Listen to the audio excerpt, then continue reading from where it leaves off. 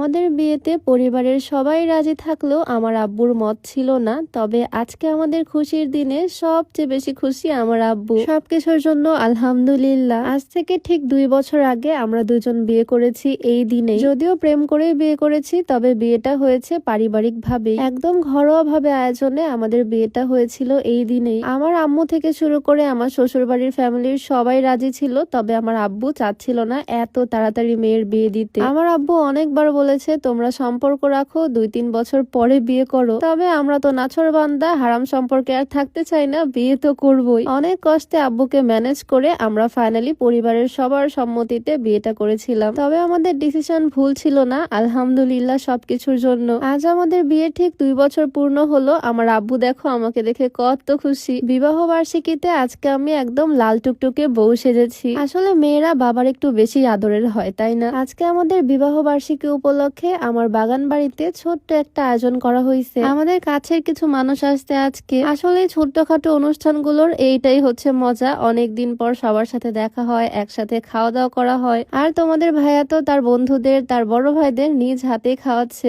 আমার এই বাড়িটা যদিও একদম ছোট, উঠানের মধ্যে একটা টেবিল দেওয়া হয়েছে, এখানে ভাইয়ারা সবাই খাচ্ছে। আর আমার এই বাড়িতে একটা টিনের ছোট্ট ঘর আছে, এই ঘরের ভিতরে কিছু টেবিল দেওয়া হয়েছে, সেখানে বাকিরা খাওয়া দাওয়া করতেছে। অনেকদিন পর আত্মীয় স্বজন, বন্ধু বান্ধব সবাই একসাথে, কি যে ভালো লাগতেছে বলার মতো না। আমার বান্ধবীরা, আমার ভাবিরা সবাই খেতে বসে পড়ছে।